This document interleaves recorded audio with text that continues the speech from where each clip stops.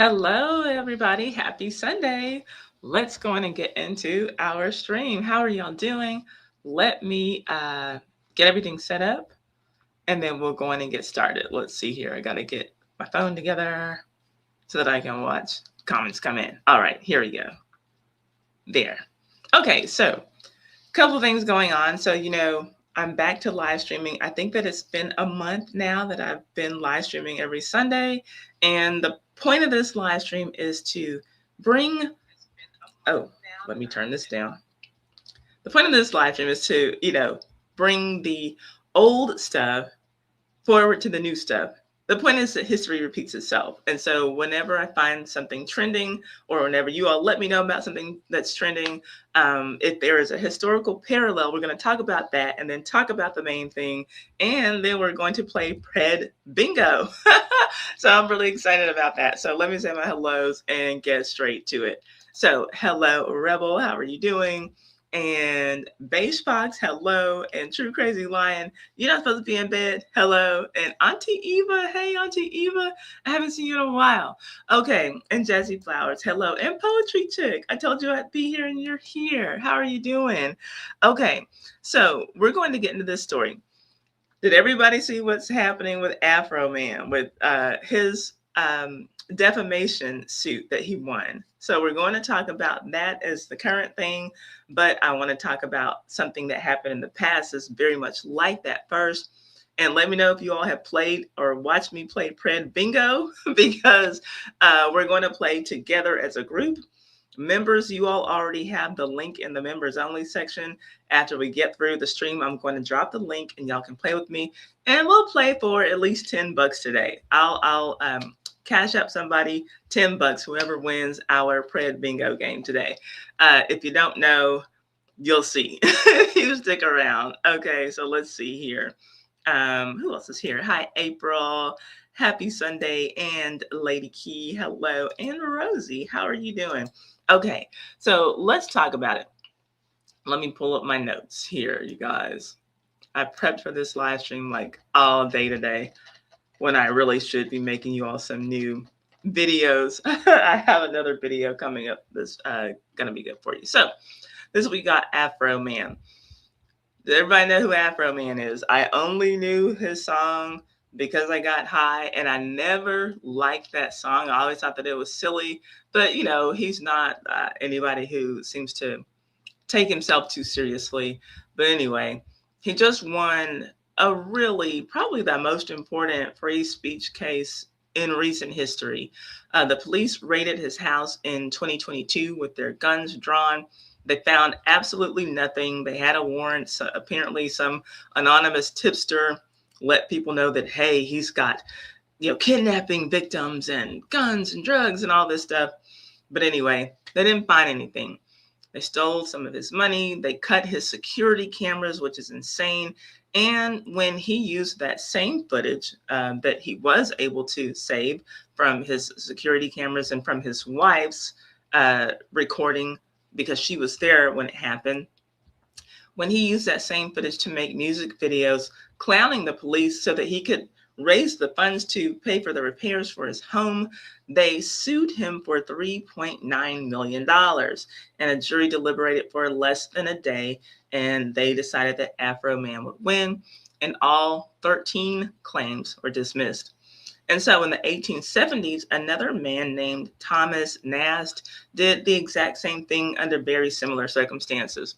So his deal, a corrupt politician stole millions from the people of New York. And Thomas Nast drew cartoons making fun of him. And the politicians, this particular politician, Boss Tweed, decided to bribe him with $100,000. That's nearly $2 million in today's money, and tried to have him shut up and leave the country. And when that didn't work, he tried to destroy Thomas Nast's career and his employer. And just like with the Afroman case, the artist won. And the politician, though these police officers didn't go to prison, the politician in the 1870s story that I'm going to share with you did go to prison and ended up escaping from prison and fleeing to Spain. And they ended up catching him in Spain because of one of the cartoons that the artist drew. So first we're going to go over the history, then we'll get into Afroman shenanigans, and then we're going to play Pred Bingo.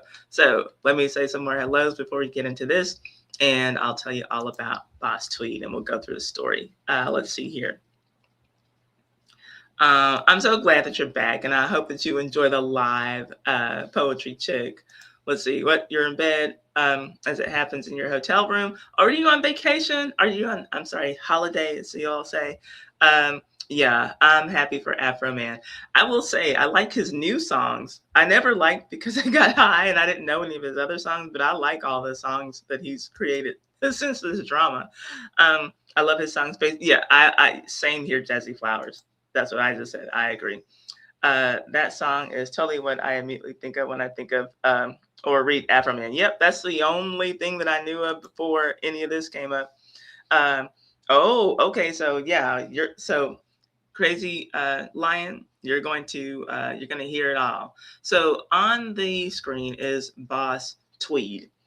Um, he was the most powerful and corrupt politician in New York City in the late, let's say, like 1870s and 1880s.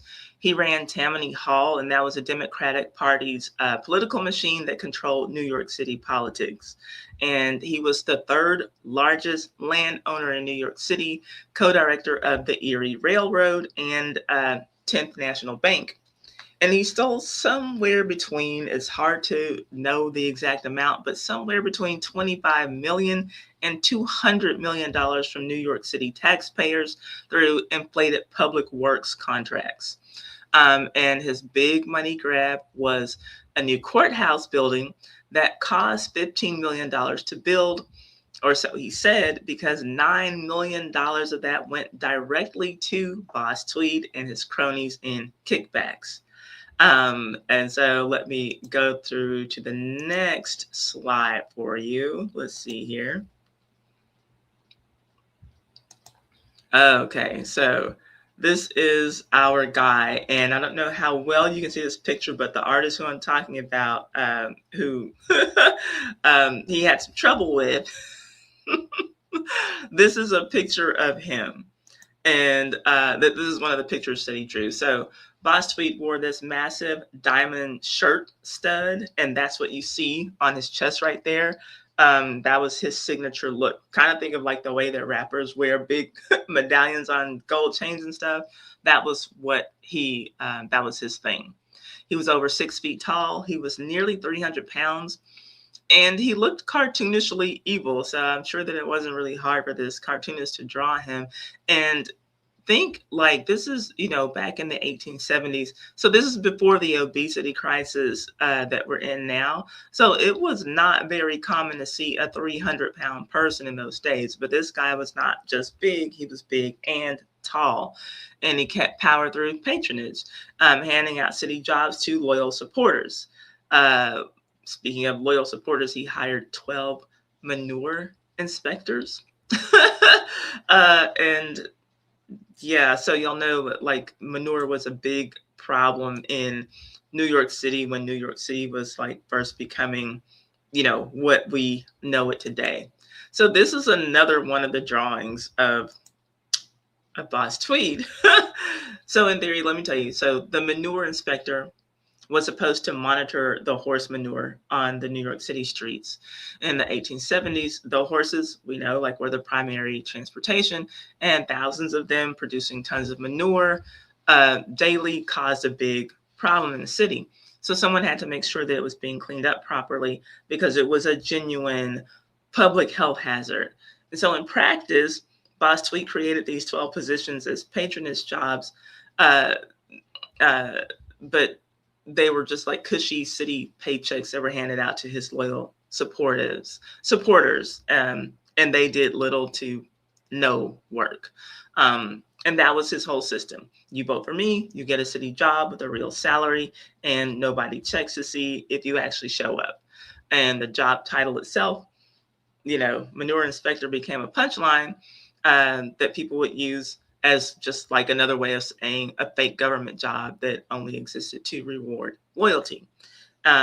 and he provided generous assistance to Irish Catholic immigrants who repaid him with votes. And that's kind of where things get a little bit nasty with the man of the hour. So let me show you who the artist is, and then I'll say some more hellos. All right. And I'm not sure, what is the name?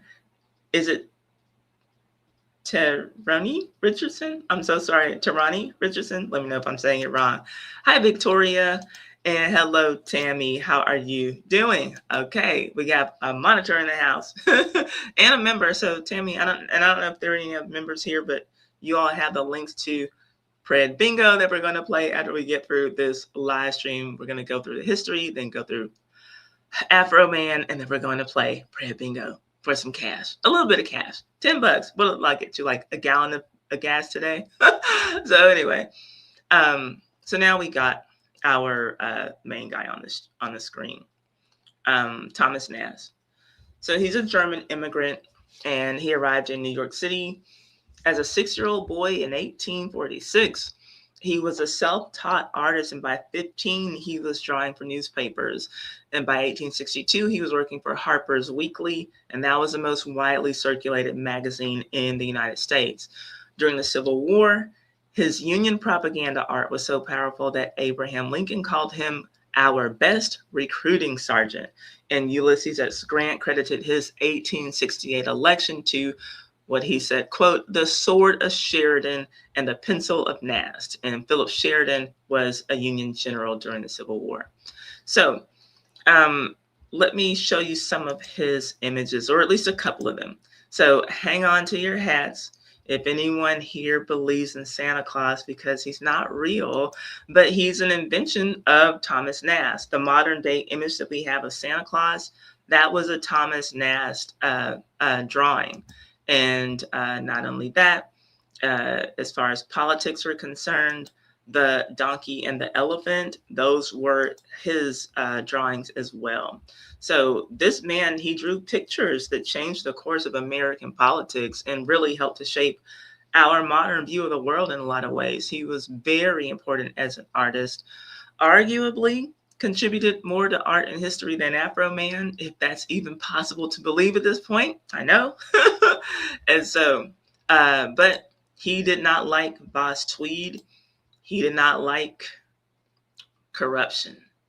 And so he would use his pencil to draw against it. So I'll leave that on the screen while I tell you a little bit more about them. So starting in 1870, the artist, Thomas Nast, he launched a relentless cartoon campaign against Boss Tweed in his magazine Harper's Weekly. And he produced over 140 cartoons targeting Tweed. Just like Afroman made an entire album and multiple videos about those police officers. He drew Tweed as a bloated, diamond-wearing thief with a money bag for a head, as we saw. And he drew Tammany Hall as a den of tigers devouring the public. And his cartoons were devastating because most of Boss Tweed's immigrant supporters could not read, but they could see the pictures. And Tweed's most famous quote, Boss Tweed said, quote, stop them damn pictures. I don't care so much what the papers say about me. My constituents can't read, but damn it, they can see pictures, end quote. So that's the 1870s version of the Deputies saying that Afroman's video were like ruining their lives, right? Like I said, the whole point of these live streams is to show you that history repeats itself.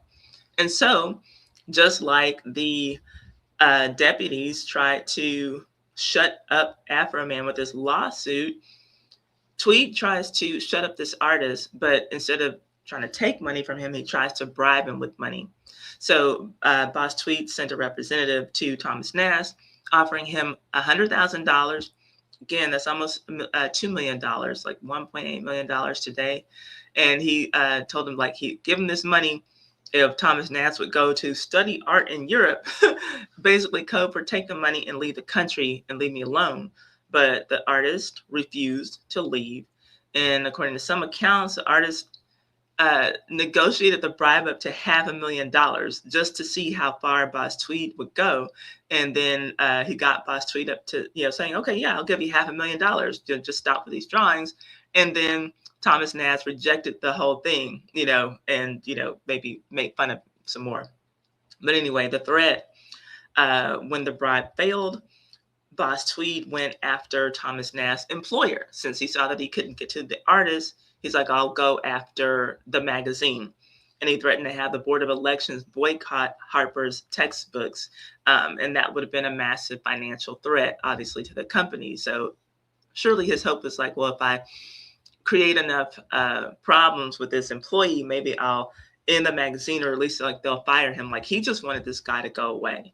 But Harper's Magazine stood behind their artists, and they refused to back down too. And so, yeah, same playbook, right? If you look at the Deputies, they're suing Afroman for $4 million.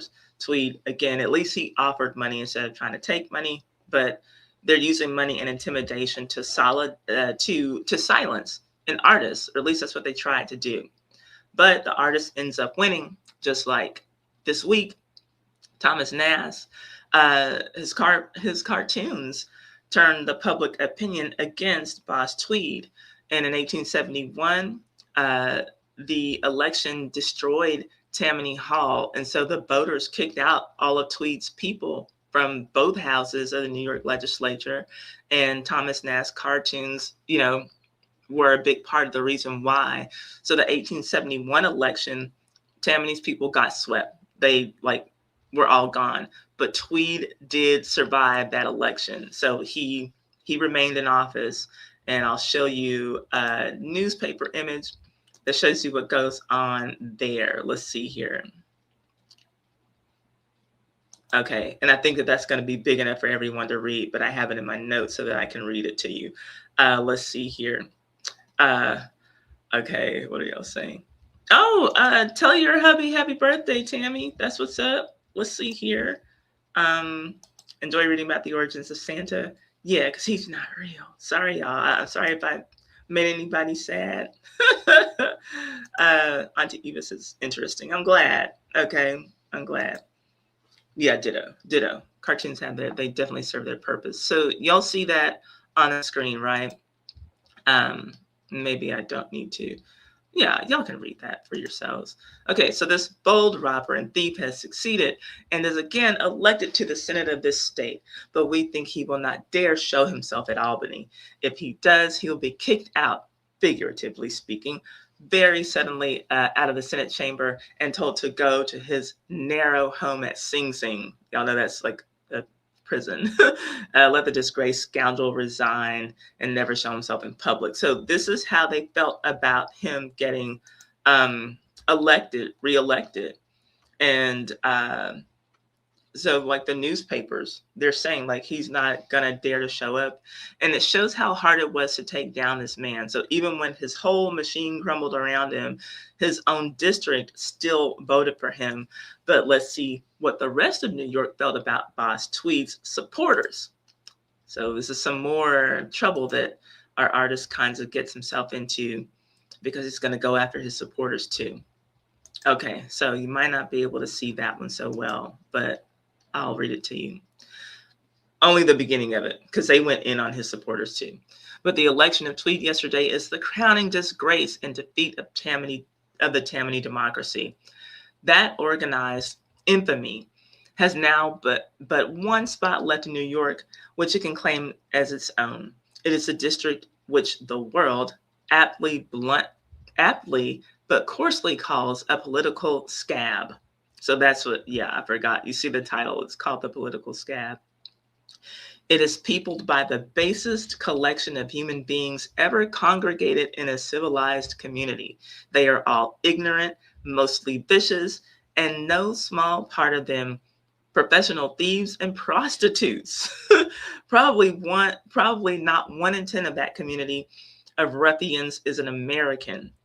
And it is there that Tammany Hall still finds a majority. It is this community of ignorant ruffians and social outcasts which elects Tweed as its representative man.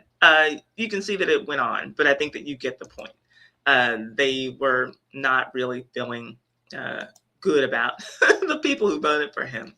So this is from the Brooklyn Union, and it's saying that Tweed's district is the only spot that Tammany has left in New York and the world. When they're saying that, that's a newspaper that's calling that section of New York a political scab. And they describe the people living there, you see, is the basest collection of human beings ever congregated in a civilized community. They said they're ignorant and they're thieves and prostitutes. And that probably not 1 of 10 of that community of ruffians is an American. So they are talking about Irish immigrants here. So remember that, and I don't know if I told you, Boss Tweed's district was heavily Irish Catholic.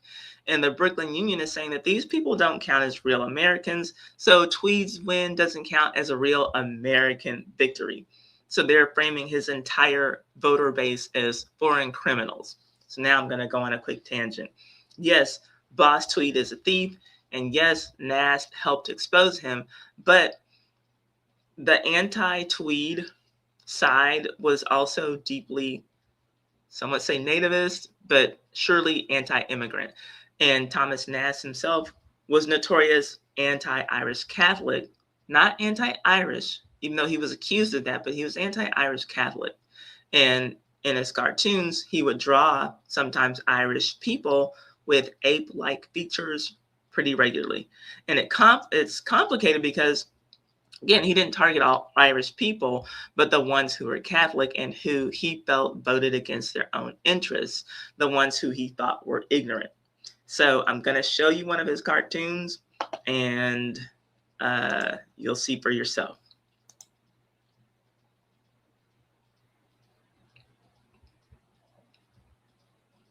Okay, so this is one of his cartoons depicting an Irish man, and I'm going to ask you all, be honest, does this remind you of how you have seen another group of people depicted? Any group of people, right? Let me know. I'll look later. So Thomas Nast was actually pro everybody, and he was progressive at a time when it wasn't okay to be progressive. He typically drew Irish people and Black people in respectable ways, but when Southern Black voters supported corrupt Reconstruction administrations the same way that Irish voters supported Tammany, Thomas Nast would give them the ape treatment too, and draw them in very unflattering ways. So, hey, Maine. Yeah, so, it's something that Black people are used to seeing themselves, ourselves, right, drawn in this way. But this is something that was happening to Irish immigrants back then. And so this is another one of his pictures of some Black people. And this is Nast in 1874 criticizing Black legislators in Reconstruction state governments. And the title is called Colored Rule in a Reconstructed State. And the caption has Columbia, the female figure representing America, saying, "You are aping the lowest whites. If you disgrace your race in this way, you had better take back seats." And so this is the same energy that he gave the Irish people who were supporting Tammany. And his argument was basically, I fought for your freedom through my art, and now you're acting like the corrupt people I've been fighting against. So he's still drawing Black faces in caricature on the cover of the most widely read publication in America. And it's like, yeah, it's racist, but they deserve it. These particular people deserve it. Because of how they're acting against their own interest. And it was the same case for his Irish cartoons as well. So now let's talk about the Irish people again. Let's see, what's my next slide? I'm going to go back. To the slide with the Irish guy. Let's see. Well, not the Irish guy, but the person who he has depicted in this manner. Right. Okay.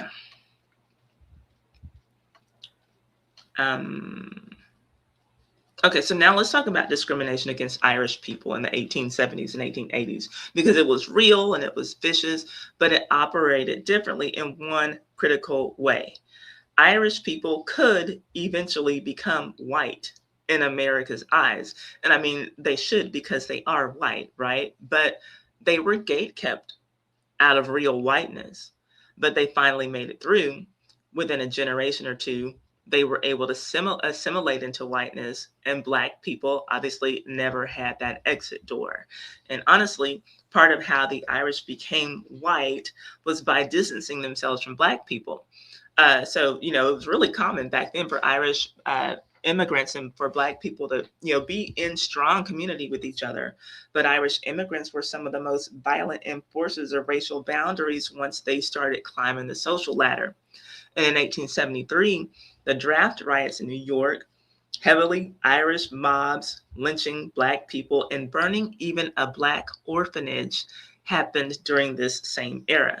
So the Irish were treated like animals by the same people who treated Black people like animals. But the difference is America eventually let the Irish in the house, right?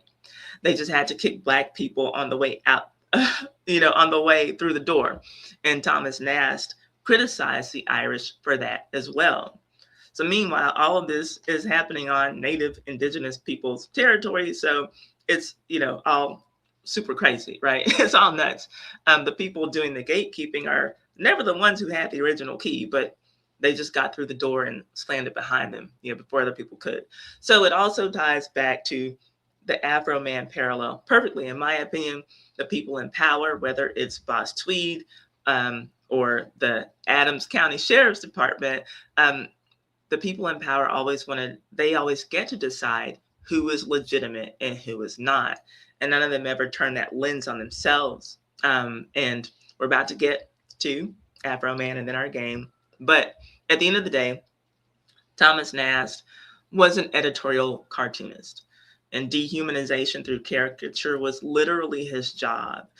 He drew Democrats as jackasses, Boss Tweed as a bloated money bag, Tammany cronies as vultures. And so drawing Irish people in a harsh way wasn't necessarily about race. It was about what specific Irish groups were doing. So now I want to show you another one of his drawings called The Chinese Question. Let's see here.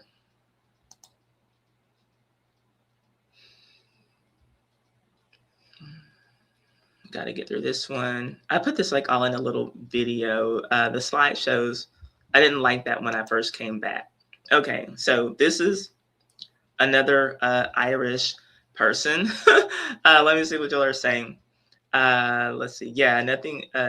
Yes. Damn. For sure, nothing new under the sun. Nothing new under the sun. And Tammy's got an Irish background. Yeah, it's crazy.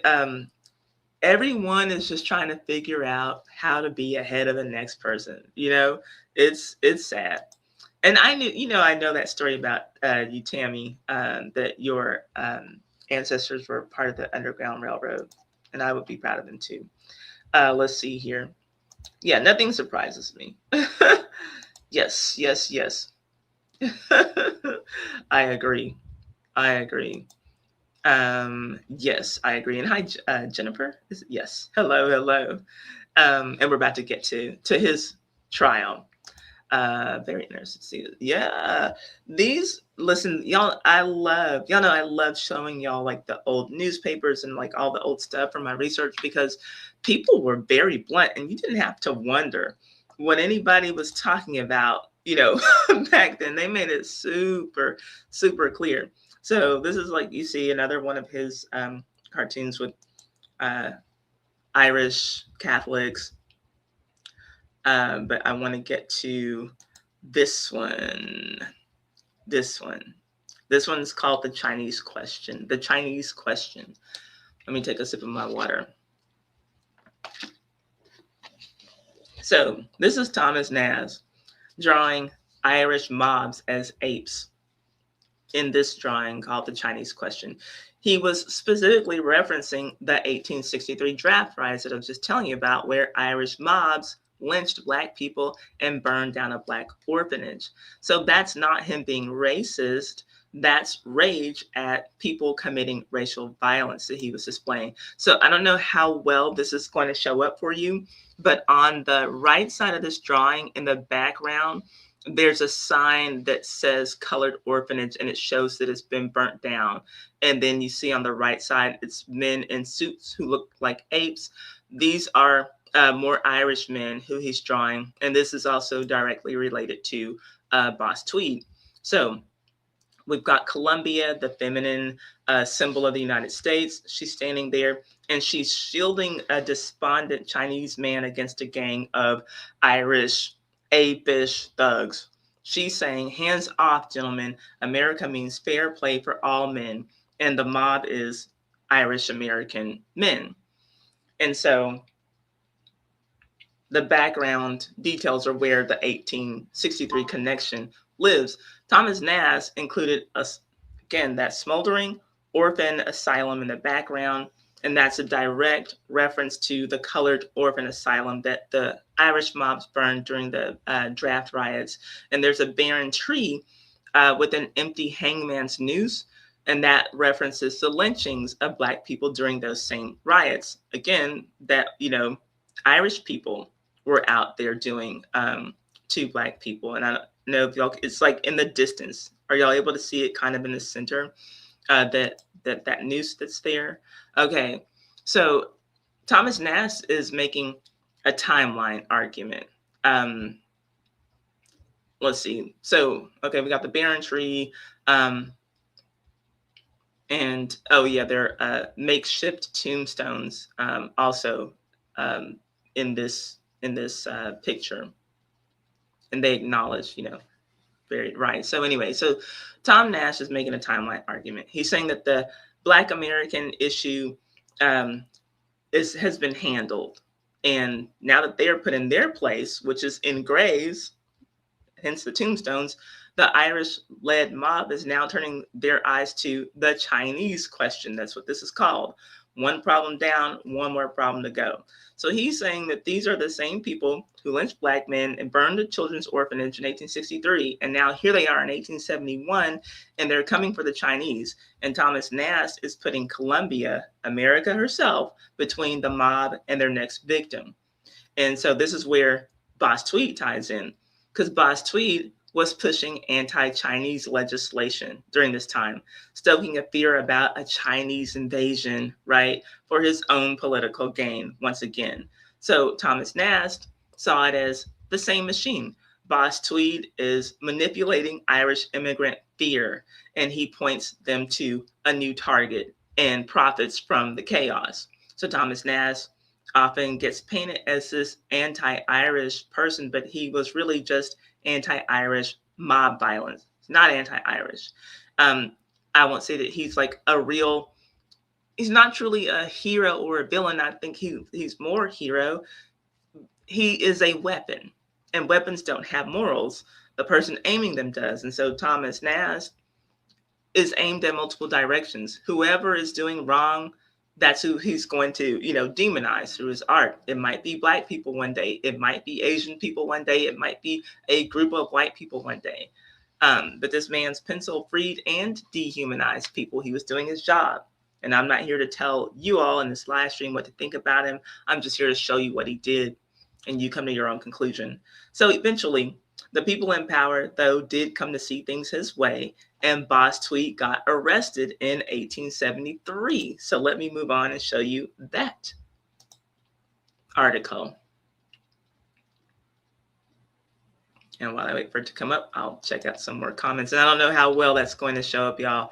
These papers are old, and sometimes I can see them well, and sometimes I can't. I love these live streams. Thanks. To me, it feels like attending a remote learning class at the University of Life. I love that, except there's none of the pressure. Yeah, there's not going to be any tests, y'all, I promise. My aim says people did not give an F in the more civilized days, right? Yeah, true. Yeah, I agree. We have enough of those types of bad people. We shouldn't have room to be against race and ethnicity. Listen, y'all, unfortunately, bigotry and racism isn't going anywhere in our lifetimes, but we can choose to be better and treat people we love better, right? Okay, so he gets arrested in 1873. So winning that election, it didn't save him. And I won't read this whole thing, but it says Boss Tweed and the Tombs waiting to be transferred to Blackwell's Island, sentenced to 12 years imprisonment and to pay a fine of 12. It's like 12,000 and some change. I think it's like 12,550 or 12,350, something like that. And the midnight ride up Center Street, his counsel required to appear before Judge Davis. I think that says today. They used to like put -day to say today. I think that's what that was. So Blackwell's Island is what's now called Roosevelt Island. That narrow strip of land between in the East River between Manhattan and Queens. And in the 1800s, it was New York City's dumping ground for the people that society wanted to get out of sight. Literally, there was a penitentiary there, a workhouse, and an insane asylum, and a charity hospital. So like where people who couldn't afford medical care, all of those people were grouped on that little strip of land. And so he was sentenced to 12 years, and he ended up being, it ended up being only 1 year because he appealed it. And the fine, so history says that it was $12,550.18. After, y'all remember I said he stole millions, somewhere between 25 million to 200 million. He gets a $12,000 fine. So the paper is treating his sentencing like a spectacle. They're comparing it to a Roman gladiator match. And so now, again, we have two more parallels to Afroman's case. The ones in power getting off light, like the officers did in his case, and then the public enjoying their downfall, because people have been eating up those Afroman videos left and right. I know I have enjoyed them thoroughly. You cannot get me to listen to Because I Got High, but I will gladly listen to anything about Officer Poundcake. I'll listen to it all day long. So Boss Tweed, though, he was released January 15th, 1875. So he's done with the criminal case. But now I want to show you someone else who has a problem with Boss Tweed.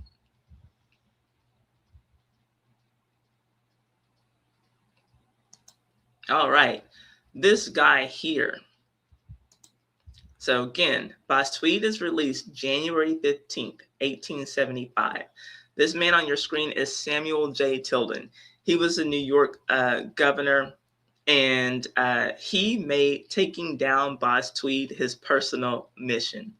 And then he wrote that reputation all the way to the 1876 presidential election, where he actually won the popular vote against Rutherford B. Hayes, but lost in one of the most controversial electoral disputes in American history. That's another story. But this guy, Samuel Jones Tilden, had been waiting for that exact moment. The day that Boss Tweed got out, January 15th, 1875, that same day, this man on your screen hit him with a completely separate civil lawsuit to recover $6 million in stolen funds. And the bail for Boss Tweed was set at $3 million. And Boss Tweed could not pay it. So he went right back to jail because of this man on your screen. And this time, it was Ludlow Street Jail. It wasn't Blackwell's Island. And the Ludlow Street Jail was a different situation from the Blackwell's Island because it was a debtor's jail. So it was more relaxed. And the warden was letting Boss Tweed take carriage rides around the city while he's supposed to be in jail. He was letting him go home to his mansion and eat dinner. And that lax treatment is exactly what made the escape possible later that year. So let me show you this.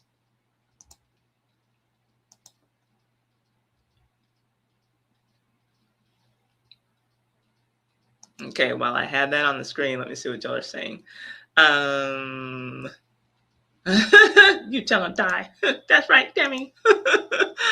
Let's see here. Oh, y'all calling this an edutainment channel. Yeah, that should be a category on YouTube, right? Because sometimes I say that some of my videos are education. Sometimes I say that they're entertainment. I do feel like generally I'm like right in the middle of that line, but whatever. Um, Auntie Eva says, I worked briefly on Roosevelt Island, at Kohler Hospital back in the day. Um, what is this? Shannon Jones was Boss Tweed's biggest hater. Yes. What is IOW? What does that mean? Is that one of those cool abbreviations that I just don't know? I don't know. Okay, I don't know what that one means. Um, I really like highlighting of parallels between the past and present situations. Just repeating, yeah. The more things change, the more they stay the same, etc. Yeah, that's literally that's all that like is the point of my entire channel, y'all. Nothing changes. People don't change. Human nature doesn't change. So, Boss Tweed's escape. Since he flees from his own mansion, Warden Dunham in the parlor. So, the warden, who was supposed to be watching him in prison, is sitting in this man's parlor. Astonishment of the sheriff and his officers. $10,000 reward for his capture in full particular. So, give some more information. Greatest ending in history. Tweed escaped prison in 1875. He fled to Cuba and then to Spain. And then the Spanish officials in Vigo identified the fugitive and arrested him using one of Thomas Nast's cartoons as the reference. They recognized his face from Thomas Nast's drawings. So it's so Afroman, right? Like he got his in the end because of that artist. And people who, like would not have known any of these police officers, right? They only know them now because they tried to sue, Afroman. It's the same thing. Like now they're recognizable. And so same thing back then. He's only recognizable to these people in Spain because of the drawings of Thomas Nast. And so anyway, let me show you all a little bit about what the news had to say. Let's see here.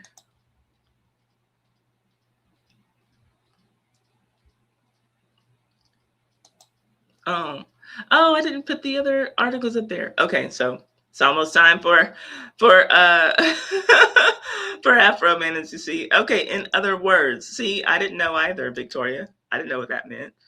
Let's see here. Okay, and Tammy's got a book for us.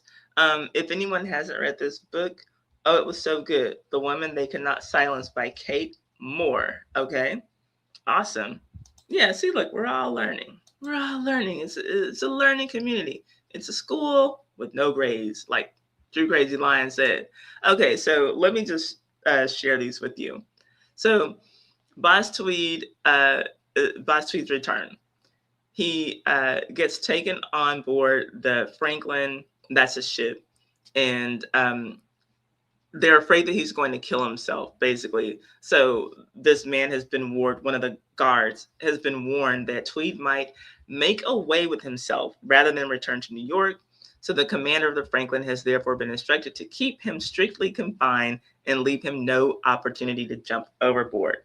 So that's what happened with that. And then Boss Tweed is brought back to the US and he ends up dying in prison in 1878. And Thomas Nast pictures, again, literally followed that man over the ocean and put him back in prison. And Thomas Nast went to, majorly affect all of American history with his drawings. So now let's talk about Ye Afroman.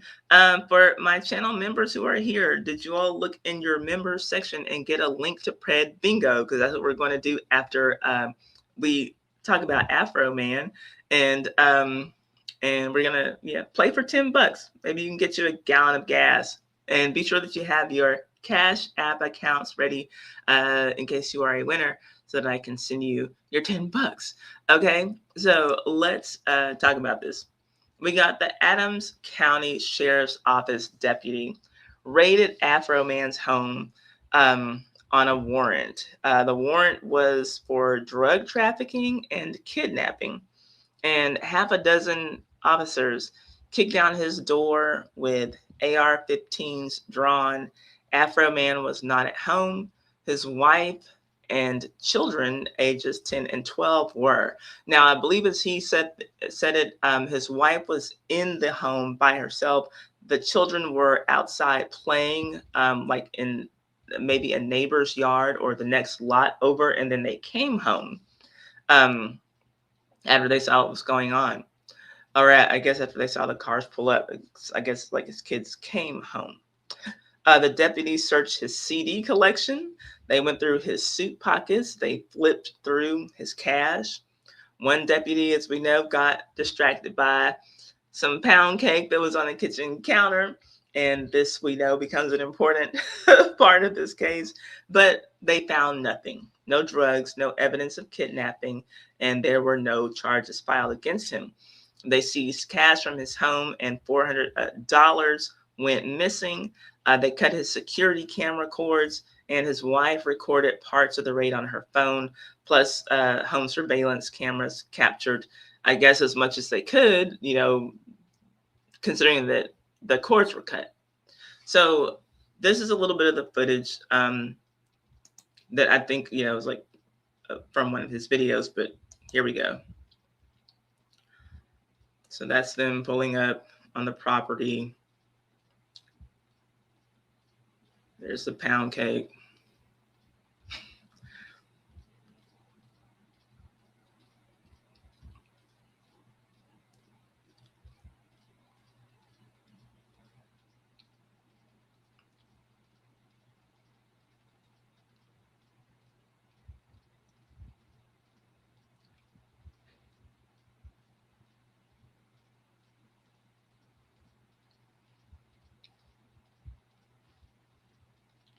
Just busted that door completely off.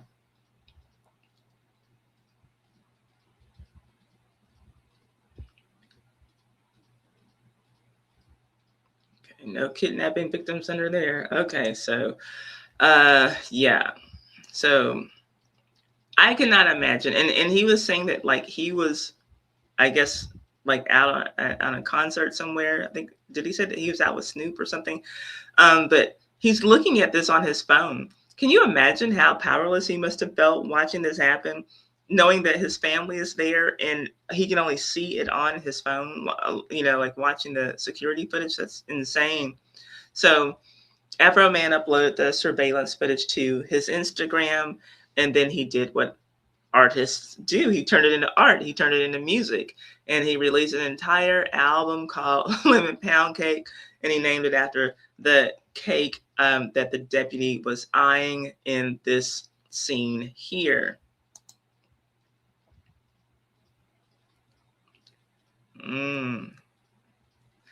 Officer Pound Cake is, he does seem to be pretty interesting. I don't see any kidnapping victims under the cake plate, so I don't know. I don't know. He looks very interested in it. So he made multiple music videos using the actual raid footage to mock the deputies, and the songs got increasingly personal. He called them crooked cops. He questioned one deputy's gender and sexuality. He called another one a pedophile, and the videos went viral with over 3 million views on YouTube. And I'm not sure how many more views they've gotten now. I would imagine it's a whole lot more since that trial. And one of the deputies, Sean Cooley, better known as Officer Poundcake, said that people sent him hundreds of pound cakes at work. The harassment. And another deputy, Brian Newland, said that he was forced to quit his dream job because of these videos. And then Deputy Lisa, better known as Lickum Lisa, cried on the stand about one of the explicit songs that was made about her. So to fight back, those 7 deputies sued Afroman for $3.9 million. And their claims were defamation, invasion of privacy, and profiting from their likeness. And Afroman's lawyer said no reasonable person would expect a police officer to not be criticized or not to be criticized. So the trial was March 17th and 18th, or was it 17th, 18th, and 19th? I guess including jury deliberations, in Adams County Common Pleas Court. And Afroman, let's see here. There he is. was, ready for court, looking truly patriotic. Let me see what y'all have to say before I go on. Let's see here. Oh, yes, y'all, get ready for Pred Bingo. Let's see here.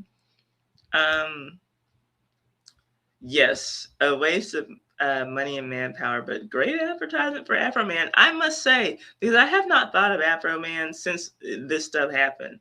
Who, because I hated that song, so I, I don't know. Oh gosh. What are y'all saying? Yes, Lickum Lisa. Eating, you know what, like pizza. Oh man, we're gonna get there. Okay, so Afroman. He shows up in a full American flag suit, a tie, aviator sunglasses, and from the stand, he said, "I got the right to kick a can in my backyard, use my freedom of speech, turn my bad times into a good time." And he kept saying on the stand, "This whole thing is their fault. They're suing me for their mistake." He talks about how he would not know who any of these people were if they had not come in his house, kicked down his door, and raided his home and found nothing, been there for no reason. And his defense called only one witness, and I believe that she's my next person on the slide. Oh no, that's not her. Okay, so hold up, getting ahead of myself. Let's see here. I can't remember how I organized this. There she is. Okay, so Tammy is very envious of that outfit. Tammy, I don't know what you did for your husband's birthday, but I'm just saying, I know that you love the outfit. It might not be too late. You know what I'm saying, to get the his own, American suit. I know you're a very patriotic young lady. I imagine that your husband's a very patriotic young man. I could see this. I could see this working. I could. You have sympathy for Lisa. That's so sweet.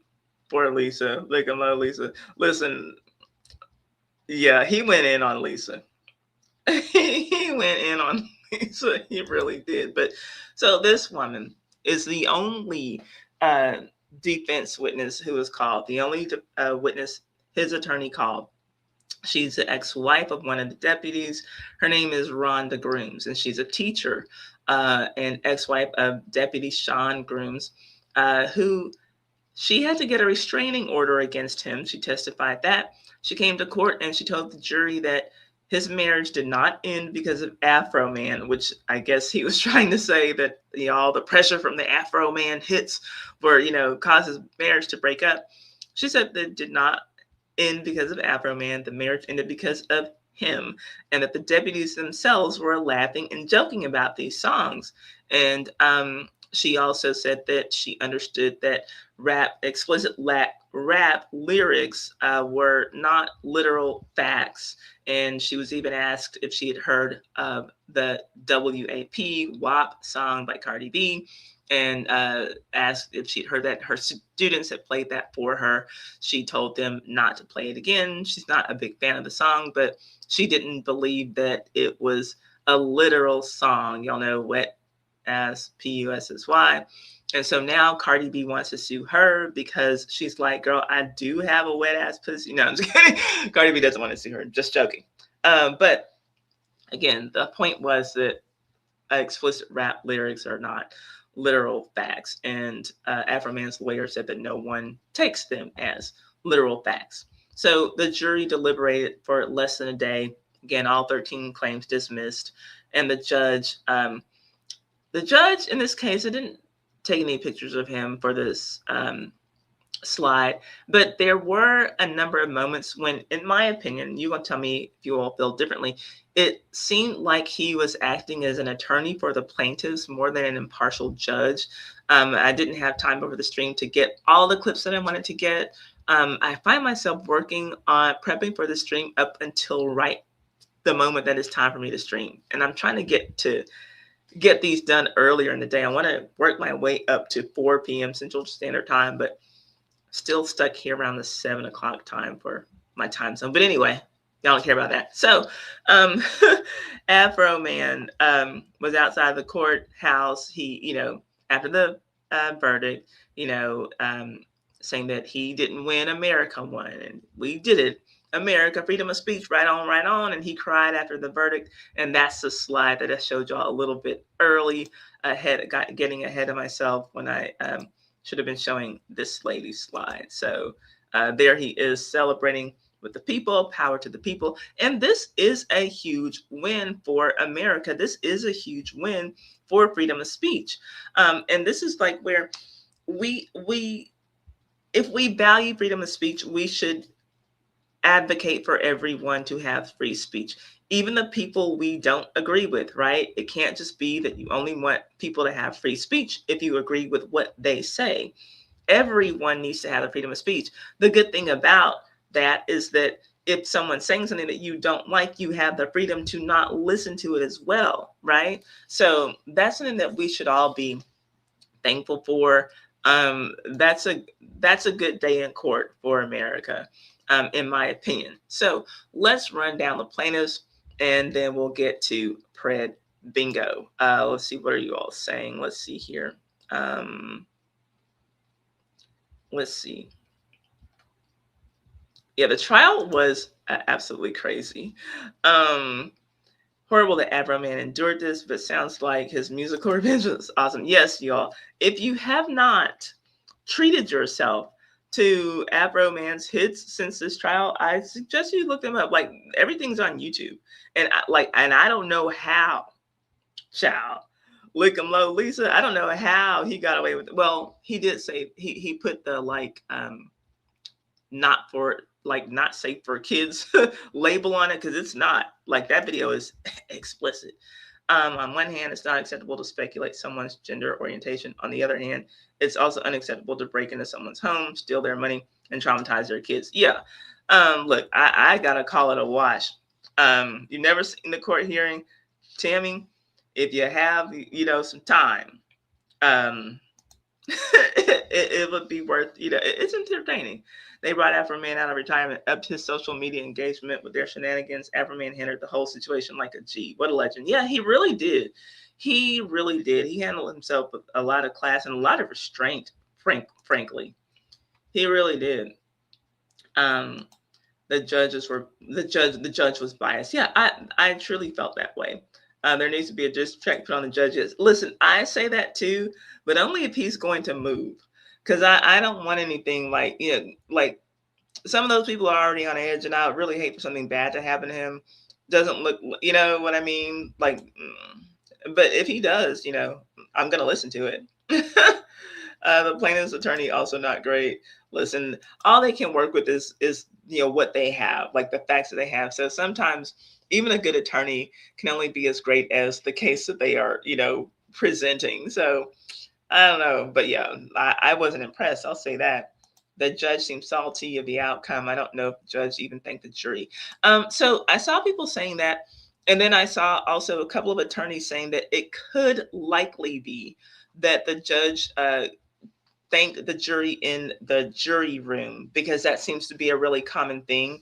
Like, we have access to like the trials that we get to see on court TV now. We've never been able to have as much access to court footage as we do now, but I've seen like a lot of trial lawyers, or at least a few trial lawyers, saying that the way that we get to see it happen on these big trials that we see is not the way that it always is. And it's pretty standard for a judge to say, because he didn't dismiss the jury on camera. It's like they'll hold them in the jury room, and then the judge will like go in there personally and talk to them. So I will say we didn't see it happen. I won't say that it didn't happen, right? It could have happened behind closed doors. So let's get a rundown on these lovely people who wanted to get their collective 3.9 million big ones. Okay. All right. So we've got here Sean D. Cooley, retired deputy, aka Officer Poundcake. He's the one on camera eyeing the lemon pound cake on the kitchen counter. And the track titled Lemon Pound Cake was written about him. He testified that people confronted him in public, calling him a thief, and that it went from being a quiet community to looking over his shoulder every second. I guess that he was looking over his shoulder at all the pound cake he was getting because, like he said, hundreds of pound cakes were sent to his office, and he only wanted a mere share of a $400,000 that would be split amongst himself and 3 other officers because life was so hard for him after this trial. One of the things that really kind of upset me, I was doing an investigation as a detective, and I had to go all the way up to eastern Ohio on the Pennsylvania border. And when I walked into the deputies' room up there to talk to them, they all knew me, all knew that I'd been called a thief, lemon pound cake. You know, it's everywhere. You can go anywhere, and if people recognize you, they start that stuff, whether they're being sarcastic or what. But and has your image, your face, been posted on some of these posts along with, or in the context of the thief accusation? What, according to he has posted my image, yes, several times on the internet. He sold merchandise, sweatshirts, T-shirts, things of that nature at all of his venues. They were, matter of fact, they were for sale at a smoke shop here in town. Okay.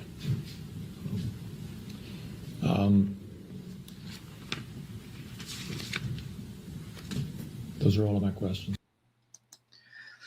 Okay, so, you know, that man he's going through it behind this pound cake.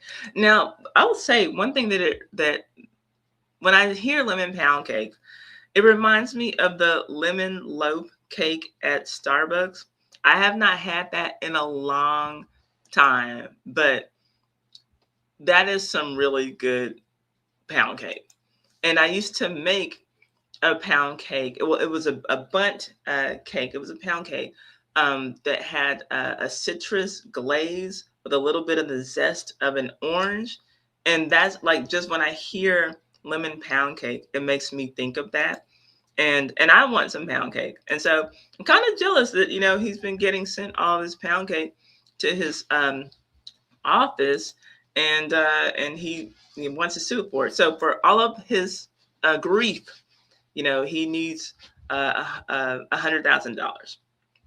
And what he reminds you of, Officer, so I don't, Bar Brady?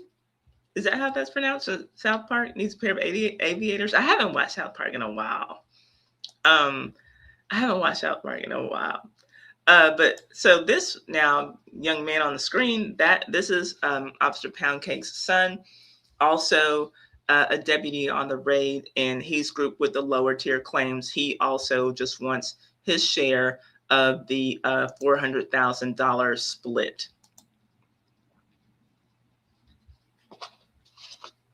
Can you tell me what fact about you that receding hairline or dipshit refers to, please? I'm sorry? What private fact of yours does that refer to? I mean, there's a picture of me, and see here, talking about I wouldn't trust him with methamphetamine crack ass alone in my house. So I find that pretty insulting. So that statement is what you're suing on? Well, no. I told you this is one of many. Well, and that's why we're trying to find. You keep trying to make it singular. I'm telling you it's not singular, it's plural. Okay, and so one of them is dipshit, one is receding hairline, Yep. and the other is meth heads. Yes. Is there any That's more? not receding hairline. Well, when he's sitting there making accusations against the organization that I, at that time, was working for, destroying community trust, all based off of a lie, that's what ultimately stopped. And that's community trust in the Adams County Sheriff's Department, correct? Yes. Okay, so the next person on the list is Sean S. Grooms. On your screen is not Sean S. Grooms. That is not a man. That is a woman on the screen, and we'll get to her. But Sean Grooms was part of the group claims. Again, his ex-wife was the only witness for the defense, and he's part of the group claims. He's another one who wants part of the $400,000 split. And then there was Michael D. Estep, I believe is the way is Estep or Estep, I don't know. He's also part of the group claims, and he also wanted a share of $400,000. So the 4 people I've named already, they only wanted $100,000 each if they were going to, but 4 people wanting $400,000. I believe that they were going to split it equally had Afroman had to pay. So the person on the screen right now is Lisa Phillips. So this is Afroman. He named her Lickum Lisa. Says she eats pussy like pizza. And this is why I'm like, I don't know how this woman is surviving. This is crazy. So he made a song about her in a video that questioned her gender and her sexuality with some very graphic content. You can see the video on YouTube, and like it's literally it's a woman simulating oral on another woman. It's wild. Lots of stuff is shown on that video. Not for kids, y'all. So apparently he made an AI generated remake of her deposition where he hugs her and comforts her as she weeps. She cried on the stand when the video was played for over 10 minutes, and the remainder of her testimony was not recorded. She was the one who, according to him, this is what he said, quote, was standing in front of my kids with an AR-15 in her hand around the trigger. She only wanted, well, I'll tell you what she wanted. Let me play a little bit of her. But standing in front of his kids with an AR-15, I don't have sympathy. She's saying that she's a woman, and she's saying she can prove she's a woman because she's a mother. How do you feel comfortable doing that to anyone's child? How? Was that the same one over again, or was that a different one? That is number 22. That's the 22. Same, yes. Same one. All right. Lieutenant Lickum Lisa ate my ex-wife just like pizza. Is that what you understood that to say? Yes, sir. Let's go to the next one.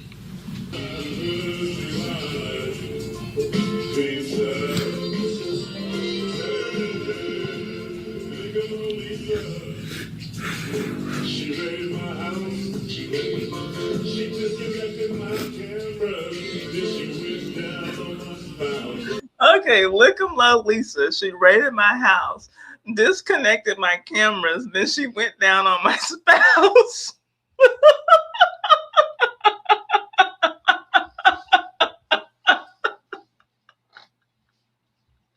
Y'all, this man is nuts. And so that's okay. Part of what's so crazy to me with this whole thing is that the insults that he's throwing out in these songs, they are like the insults that you hear third graders say on the playground. It's clearly nothing serious, right? But it is insulting, right? Officer Poundcake, like, okay, you got a little weight on you, whatever, right? But this one was the worst one. But if you hadn't brought your goofy ass to court to sue, none of, like, the people in Ohio, and I know there are some people in Ohio in my chat, they would know. I am in Texas. I would not know about any of this. And so you're so traumatized by this song, but you have to sit there and listen to his 10-minute version play the whole time in court whilst you sit there beginning to cry. He didn't do all that crying when you were pointing guns at his kids. But okay, okay. Listen, the Lieutenant Lickum Lisa, man. Listen, I'm with you, Victoria. That's what the fuck she gets. Like, what do you expect? What do you expect, right? Like, it's insane.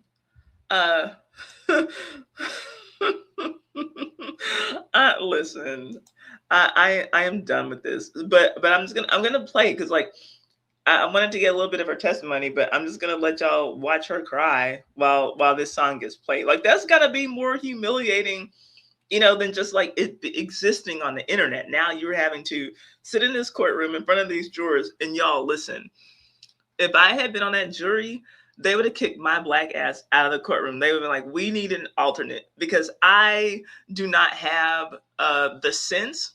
I don't have the composure. I don't have the adult mindedness to sit in a courtroom and hear those lyrics and not be laughing my ass off. That child, they would have held me in contempt of court. I would have been in jail. Oh, by the way, do y'all see my Bayside High T-shirt? Y'all see that? Bayside Tigers? Yeah, me and Lisa and Kelly and Jesse and Zach and AC Slater and Screech. We all went to the same school, so just had to represent for Bayside High. Let's see, what are y'all saying? Listen, okay, exactly. I would have been laughing. I would have been laughing my butt off. That song has been in my head. It's not leaving my head. First out laughing at work the other day listening to this video. It's insane. Like Lickum Lisa eating pussy like pizza. But it just sounds like dumb things that kids say, like stupid rhymes, that kids say on the playground. Man, it's just crazy. It's just crazy. What are y'all talking about? Yeah, look, okay, so hey, Jennifer, hey, Jennifer, I have a new game. Jennifer, y'all, would always kick ass when I would play the music games on my live streams. How are you doing? Didn't you like graduate from school recently? What's going on, Jennifer? Y'all know I haven't seen y'all in forever. Yes, this is the Streisand effect, exactly. The insults are just solid gold. They are. They are. Listen, okay, so we're all immature, right? We're just a bunch of immature adults. Okay, so yeah, me and Tammy would have got kicked out of the court. Okay, no composure. No composure. I would have been laughing so hard. I would have been laughing. Right. How did they not get kicked out? Man, I would have been sitting there like sweating, just trying to not laugh. Oh gosh, man. That's crazy. Thank you. Thank you. Yeah. Well, just the school shirt. That's all. Just my school gym shirt. Yeah, those jurors, it couldn't have been me. They couldn't have been me. I have a horrible habit of laughing at inappropriate things. Yes, go Bayside. Bayside Tigers, baby. Class of 95. Oh, man. Let's see here. Okay, so hold up. Y'all, Jennifer graduated from college. She works third shift but trying to get a first shift job. Congratulations. That is wonderful. Y'all congratulate Jennifer because she graduated from school. I remember you telling me about that 3 years ago when I was live streaming. So I'm sorry. I just, I haven't been here in a while. Yes, we are the immature crowd. So let's continue to watch Lisa cry as looking low Lisa eating pussy like pizza. Let's go. I just don't know what I'm gonna do. Y'all keep on laughing. She's gonna eat your wife's pussy. I just don't know what I'm gonna do. Y'all keep on laughing. She might eat your wife's pussy too. Y'all, this guy is insane. Hey, Firefly, I'm sorry. I think did I say hi to you? I saw you comment earlier. Hey. Oh my gosh, never too old to be 12. Yes, and all the congratulations to Jennifer. That's right. We congratulate people here. Listen, this guy is nuts. The songs were insane. Lisa, July. Lisa.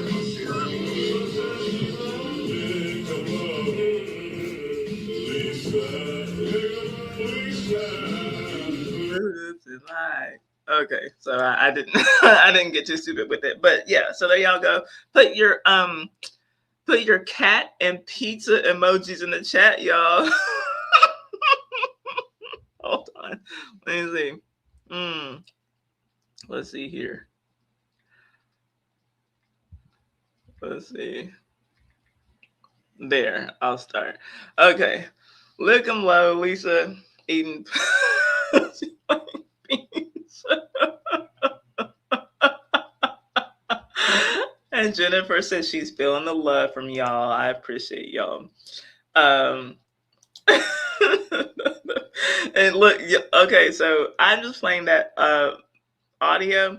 Y'all got to go watch the video for this because I will not take a chance playing it here. I think it would be okay, but I'm just not going to take a chance.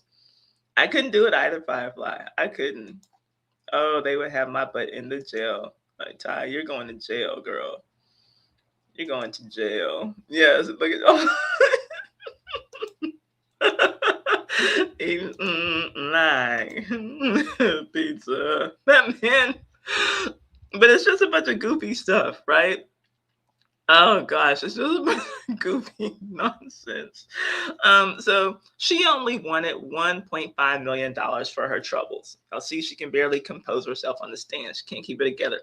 Lieutenant. Let me put some respect on her name. Lieutenant Lickum Lisa. And so now we got Randolph Walters. Afroman made videos repeatedly claiming that he had sex with Walters' wife. Can somebody tell me what because I don't have any footage from him. It was something about effing your wife and being rich. I can't remember what it was. Because somebody who remembers, let me know in the chat. Walters testified that he testified that listeners took it as fact because and that it caused him tremendous pain. Of course, y'all, they were all caused such tremendous pain by these elementary as, put downs from Afroman. And Afroman's lawyer asked him point blank if his wife was cheating on him. And Walters glared back and basically said that he couldn't confirm whether or not Afroman did have sex with his wife. And so I'm just like, wow, lucky lady his wife is, right? He wanted $1 million for his pain and suffering. And I guess that his wife's honor and reputation can be put on the line for that kind of money. I know that his wife was sitting, if she was sitting in that, stand, or she was looking at the trial at home, you don't know. What the fuck you mean you don't know? I ain't have to no damn Afroman. I know that she had to be offended. I don't know, because he said it like, he was talking like that. So that's a problem, right? Like if I imagine that that ex-wife that who we saw the defense use as a witness, she's probably not going to be the only ex-wife coming out of this story. Because what do you mean? I didn't have sex with Afroman. Like, bro. Yeah, self-inflicted. I feel nothing for these people. Listen, I'm cracking up. I'm cracking up. There you go, eating like pizza. Those songs are just goofy. It's just goofy stuff. And I can't imagine that those songs would have left the territory of Ohio if these clowns hadn't decided that they wanted to, go forward with this lawsuit. If somebody accuses me of cheating and I didn't, but you're well, I don't know, she might have because people said she did, right? So, nah, I don't see him staying married after this. And then there's this guy, Brian Newland, deputy.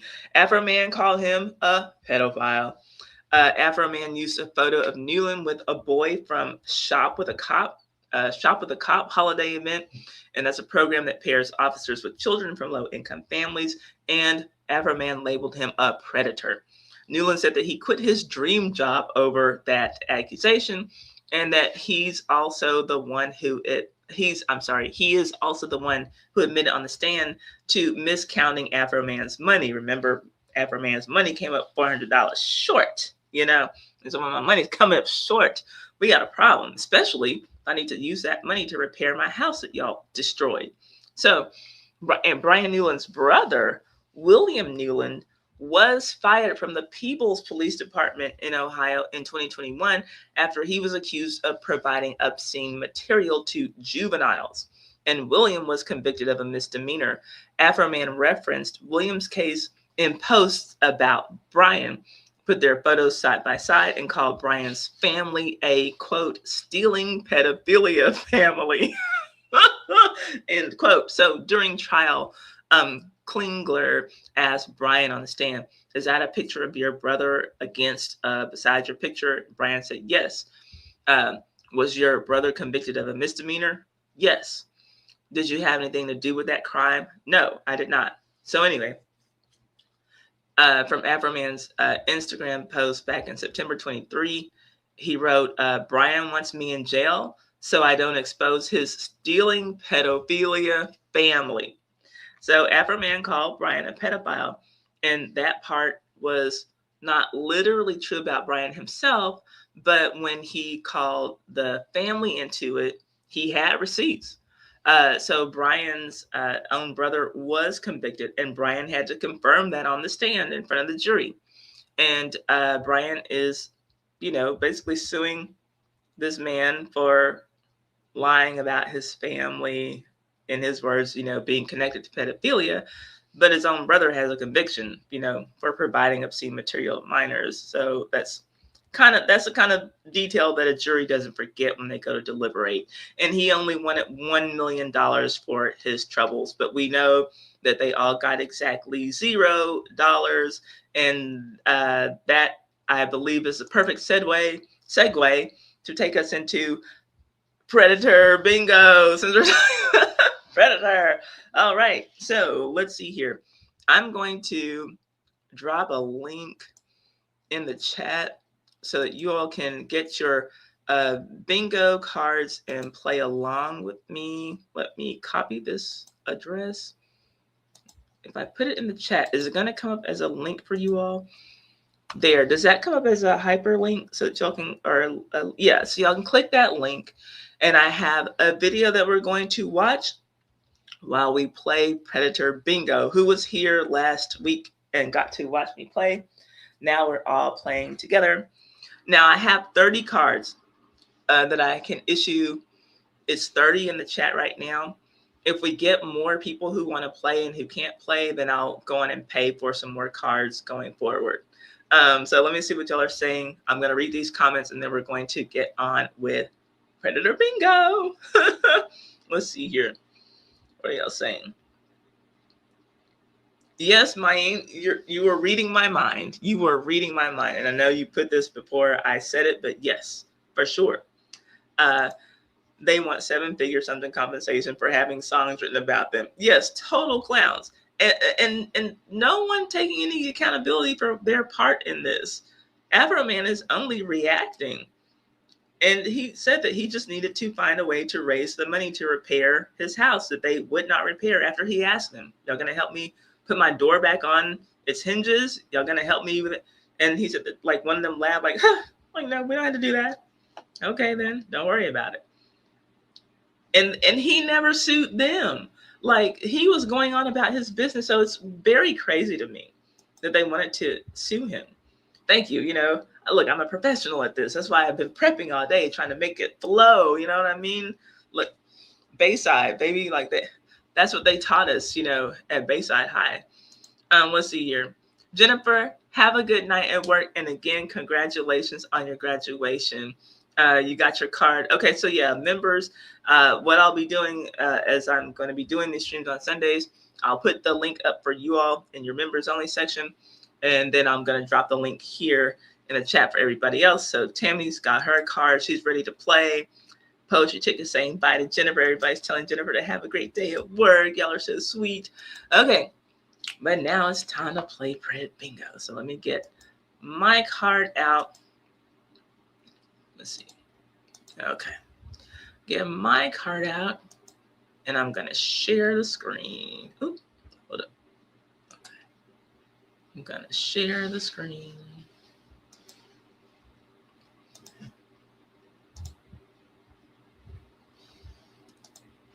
Okay. Got my card. Do y'all have your cards ready? Let me know. have a video to play so that we can play along for Prep Bingo. Okay, I forgot to download this one, so I'm going to have to play it straight from YouTube. Okay, Maine has a card. Okay, so when you win, you're going to have to email me your card so that I can see that you have a bingo. And if you email whoever emails me their card first, I'm gonna need your and you can go on and send me your Cash App as well, so I can send you $10. Someone's gonna get a gallon of gas after we're done playing. Okay, so let's see here. Thank you, Poetry Chick. I miss it too, and y'all know I had to take a break because when my dog passed away, my life, I am not the same person. Y'all, that dog was everything to me. I don't have children, and so that dog was everything to me. I have 2 dogs now, but that one had my heart, and I did not have it in me to come here and live stream, but I'm back. Maine has a card. Okay, I got my card by following the link. Awesome. Okay, all right. Poetry Trick has a card. Okay, so let's go. We have a video that we're going to play. Let me remove this from the studio. Remove our Lickum Lisa slideshow from the studio, and we're going to share this link now. Let me scoot this over here. Let's see here. We're gonna share screen. Yes. Yes. You will email me a screenshot of your card, and you'll email it to ty@hotmesshistory.com. Did I get that right? That's supposed to be ty@hotmesshistory.com. If I didn't spell it correctly, you know what it's supposed to be. Yes, but yes, if you win, email me a screenshot of your card. You just have to get 5 in a row. It can be 5 horizontally or vertically or diagonally. That's how it was when my cat died. And I'm so sorry, Poetry Chick. I know what that feels like. It's not a great feeling. It is not a great feeling. So my heart is with you. That is not an easy thing. Okay, so are we ready? Are we ready? Let me share this tab. Okay, so this is a body cam video from EWU Body Cam. It's a predator, but it's not a predator catch, which I thought we would be doing as we do, these live streams. This is an actual situation. And guess what? It's a woman. And y'all know that is rare. Y'all know that's rare. But remember when I said that I was going to start doing these things? Yes, pets are the family we choose. Pets and friends are the family we choose. Thank you so much, True Crazy Lion. I said that when it's women, they're not like men who are just like randomly going on these apps finding underage people. They develop a real relationship when it's women. I said, we don't see a lot of women, but when we do, they do it a little bit differently. And that's what this is. So let's get into this, and I'll call them as we see them. So let's just go over what's on your card. I was lonely, brings adult toys, sends a D-pic. She probably won't be doing that. Doesn't bring a condom, knew it was a setup, brings alcohol, my phone got hacked, doesn't have a job, is already an RSO. She says she was 18. In this case, he is married, asks for nudes, needs counseling, not jail. It was a setup. It's a scam, which is different. Okay, we'll talk about that if we need to. I was going to tell her this is the wrong thing. Type beat. We'll get into that. Has kids, tries to run away. Are you the police? They like to ask. They cry or whine. Say, I just came to talk. They hide their face once they know the cameras are there, but this is not a sting, but we'll see. Wants to be called daddy. She probably doesn't. brings fast food, brings a condom, has CP on their phone. So those are the things we're looking for. As we go through this video and we run into these things, I will call them out as they happen. Okay, so let's go here. Give me just a second.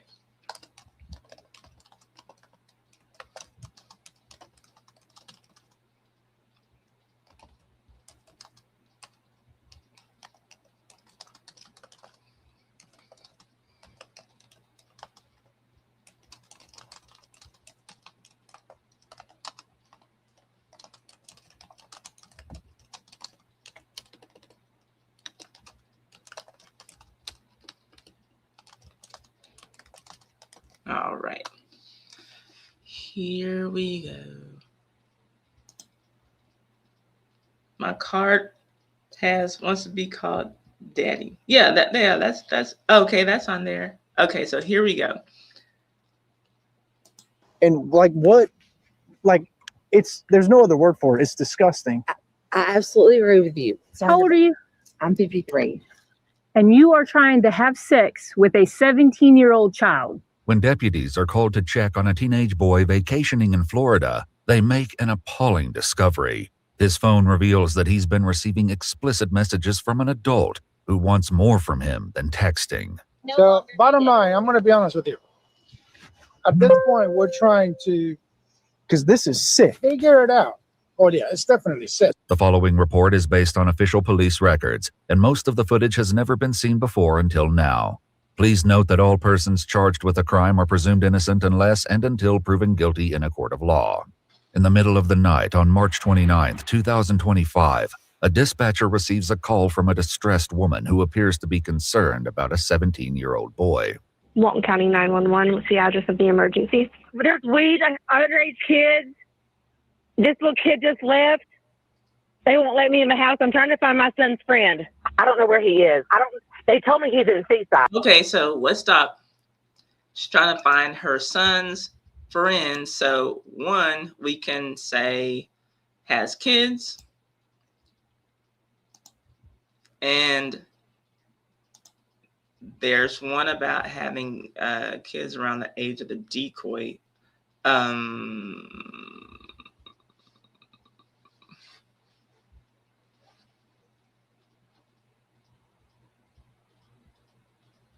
Don't I have that on there? I was lonely. Doesn't want to find it was set up. Phone got hacked. Doesn't have a job. Sex was 18. Asked for news. Set up. Tries to run away. Great place. Oh, I thought that I had one. Okay, I need to add that as a square. That they have kids the same age as the decoy, even though there's no decoy in this case. Let's see here. Oh no, that is a thing. Oh, I'm not reading this correctly.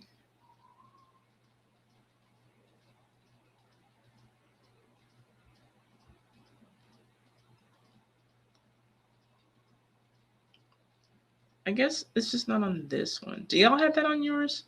I was lonely. Doesn't have a condom. It was set up. Phone got hacked. Doesn't have a job. Sex was 18. Asked for news. Was married. Set up. Tries to run away. Ready, please. Where's mine? Oh no, I don't have it on this one. Okay. Shucks. Okay, let's keep going. Everybody got that one? Okay, so we got the other one though, right? Okay, let's go back to the video.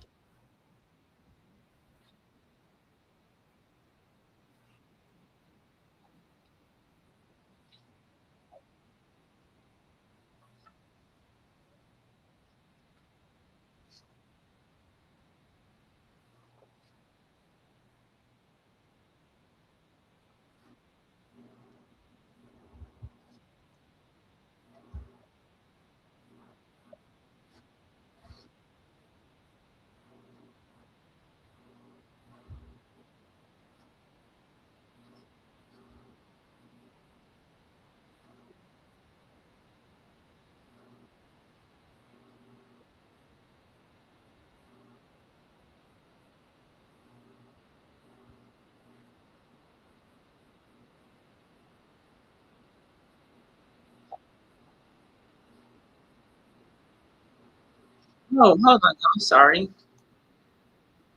Well, what I'm doing is I'm texting him to say I'm calling his mom, and that's gonna freak him out because I'm like his second mother.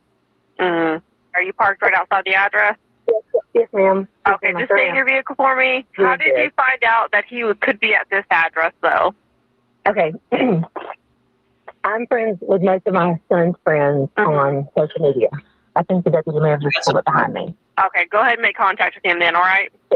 Okay, thank you so much. Yeah, no problem. Bye-bye. Deputies with the Walton County Sheriff's Office arrive, but before they make it to Tracy's car, the teenager in question flags them down, revealing that he's scared of Tracy and shows a text exchange that leaves them deeply disturbed. So why are we calling this young man baby daddy? We got the whole text feed, the whole Snapchat feed. You know what we're talking about? You know what I'm talking about? What my sergeant is talking about? Let me refresh your mind. And then that way you make it easier for my sergeant. I know.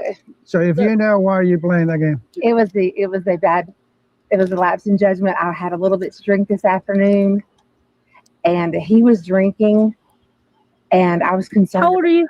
I'm 53. And you are trying to have sex with a 17-year-old child. And you can't say you weren't. It specifically states in there that you would even take him to the club and buy him liquor or whatever he wanted. I saw the text. Okay, so we get to mark off brings alcohol, because she said that she would buy him liquor in those texts. And if y'all see something that's on your card, if you see it happen in the video and I haven't called it, let me know and I'll call it. But yeah, so we got that one. Just wondering quickly, are the gender-based squares changeable? Yes, they are changeable if the pred is different. Yes, thank you for asking. And so yeah, because I count on these to be men. I was not expecting to run into a woman so soon into playing this game. This is absolutely insane. Okay. Oh, yes, you did. Go ahead and read it to her. According to police records, Tracy began texting the teen earlier that evening. The first text read, "Hey, baby daddy, are you ready for me? I've been a very bad girl. Do you want to be bad with me?" At first, the teen interacts with Tracy, but after she says that she's coming to pick him up, he shuts it down. You want me to refresh it again? We're going to play that? Please, I did not say that. Because you've now crossed state lines. No, sir. We're not Yes. doing this. We're not doing this. Are you positive about it? So you telling me that my sergeant is lying? No, I'm sorry. I don't think that I said that about buying him a drink. Yeah. So let's begin with this. So this is you, right? That's me. So this is you. Well, I don't know if This that's is my not current you? that is my picture. I don't know if this is my current picture though. Okay. On my text. Okay. Now I want to refresh your mind. Okay. Yes, sir. Okay. Yes, sir. But I just want you to see it. Okay. Yes, sir.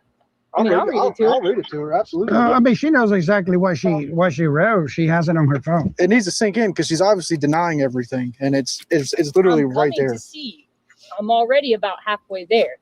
So if when I get there, you want to go to the club, I'll go to the pub with you and maybe I can pick you up a drink and get you drunk and take advantage of you. Or maybe I won't. Maybe I'll just see you and see me and just turn around and go home. No, sir. So this is not your phone. That text message didn't come out of your That phone? did not come out of my. I have not typed that. So if we So look, let me ask you a question.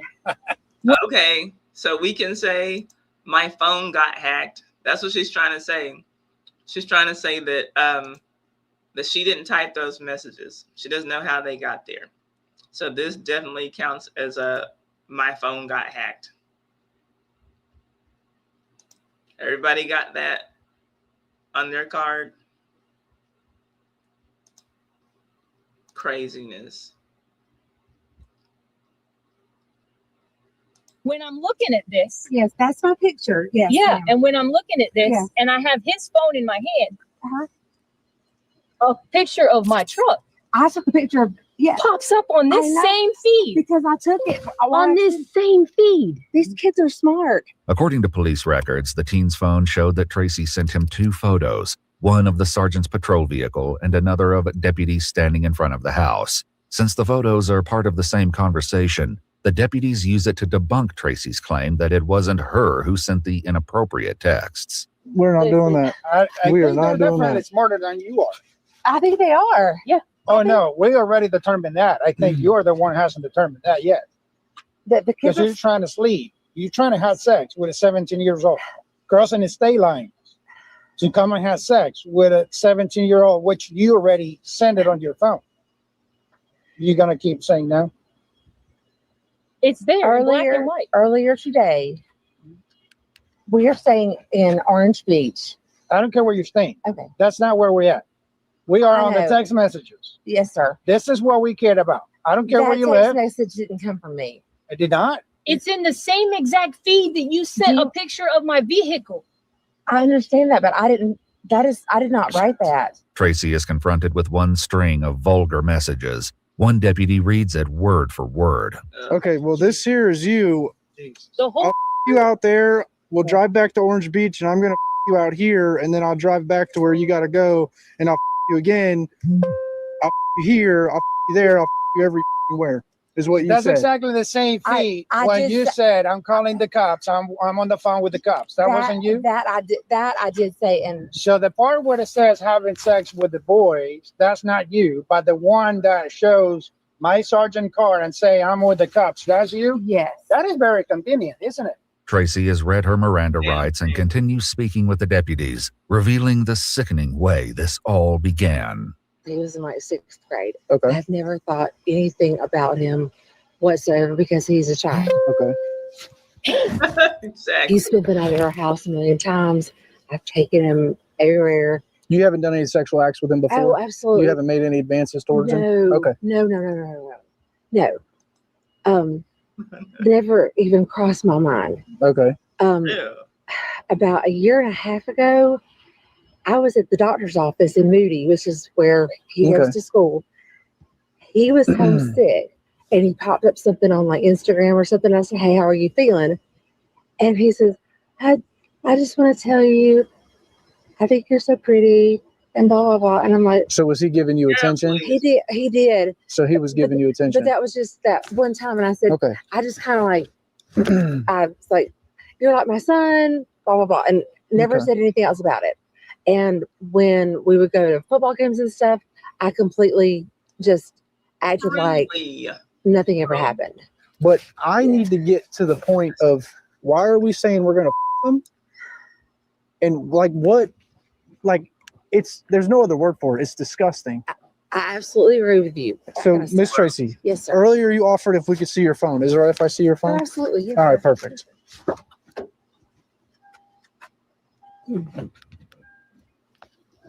Despite Tracy adamantly denying that she sent the obscene texts, that's not about to stop the deputy. We know what to look for. I am very thankful for my fiance. She showed me how to recover deleted messages. I'm looking at the messages sent from your phone to like I'm looking at it right now, the one that I specifically read to you, and I'm looking at it. 100%. Did she delete them? Yes. That's smart. So bottom line, I'm going to be honest with you. At this point, we're trying to Because this is sick. figure it out. Oh yeah, it's definitely sick. At your age, Stand by. yes. As deputies press Tracy for answers, the truth eventually begins to slip out. He's like a son to me. Well, you just want to have sex with him No. on the text message. I know I said that, and it was a terrible Mistake? Yes. Oh my God. Yes. I was laying there by myself, feeling sad and lonely and sorry for myself, we and completely someone was giving understand. me attention, Hold up. and you really thought that you were going to be. I was lonely. I was lonely.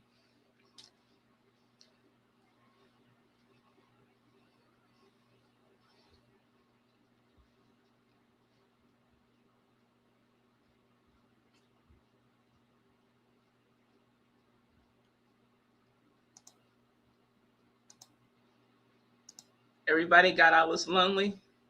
Okay. Hold up. Yeah. Right? Exactly. Get a toy. Seriously. Got it. Okay, good. Right, exactly. Like, it's not helping that she's saying that she sees him like a son. That's making it worse. Able to have sex with this 17 years old. no. It was just kind of a banter, and it was wrong. It was absolutely wrong. But you drove from Orange all the way here for what? For an adventure? Yes. Tracy was arrested and, according to court documents, pleaded no contest and was adjudicated guilty of traveling to meet after using a computer to lure a child. She was sentenced to 21 months in prison, plus 3 years of sex offender probation. Tracy is now a registered sex offender in Florida. By law, she must also register in her home state of Alabama. Why are we saying? Okay, so let's look at our card again, because I think that there's some things that we left off. We can definitely add cries or whines. Okay, with that, does anyone have bingo? If we add cries or whines, yeah, she definitely is a slimy old woman. Let's look at everything else. Let's see here. Yeah, she's trying to lie her way out of the situation. She's gross. Let's see it. Because I recall, let's see, has kids, drinks alcohol. Oh, you know what else we can add? Because I want somebody to win. Let me look at the card. Hold on.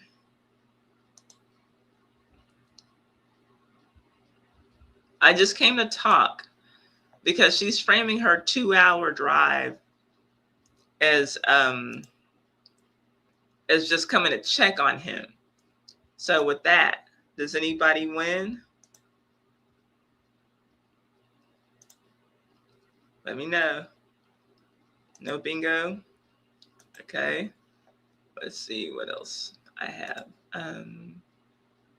Got I was lonely, got has kids, brings alcohol, phone got hacked. Oh. Now, she mentioned fiance. So we can say is married. That's close enough for me. That's close enough for me. With that, does anyone have bingo?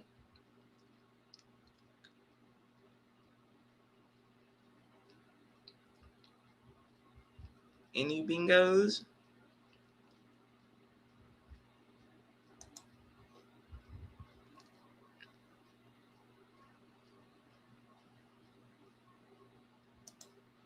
Still no bingo. Okay, somebody's gonna get a bingo tonight. Let's see here. Okay, we got cries or whines. Okay, so it's a setup, it's a scam, and then there's knew it was a setup. I think that we can go on and add it's a setup because she's essentially implying that the texts were planted. It's kind of like my phone got hacked, but I'm going to count it because I need for somebody to win. So it's a setup. Not knew it was a setup, but it's a setup / scam. So knew it was a setup wouldn't even apply here because this isn't that I knew it was a setup only applies when it's a sting. And someone's like, oh, I knew it was a sting operation. I knew that it was a setup. That's what they like to say. So nobody yet. Nothing. No. Still nothing. Well, y'all see, I don't have it either. So let's see.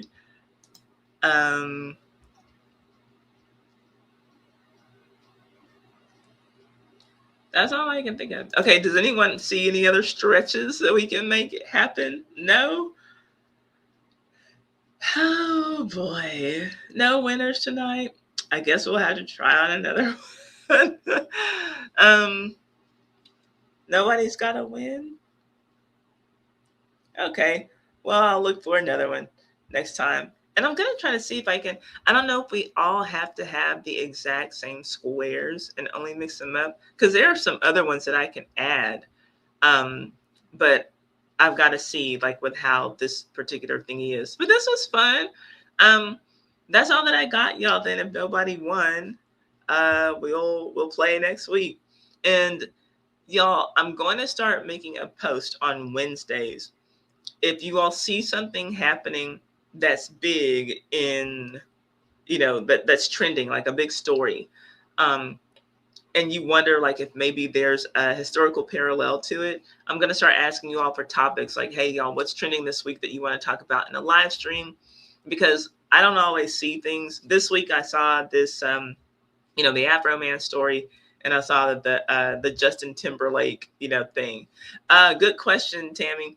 So I will put a new link out every week, and so it should jumble the positions of the things, and I'll probably like take some of the. I'll mix up the squares every now and then because there's some other things that I wanted to put on there. I have a long list, but I just couldn't get everything on to this card. So yes, don't keep the same cards. You'll get new cards next week. The card I have is more toward a male figure. Yeah, and so like True Crazy Lion asked, you can switch the gender. So considering that, if you switch the gender, do you have some X's? Because I've designed this for males because that's what we're mostly going to see. I did not expect to get a woman so quickly into playing this game, but I just happened to see this yesterday, and I'm like, oh, this would be perfect. So let's see here. Thank you, Jazzy Sunflowers. I'm glad that you enjoyed the live.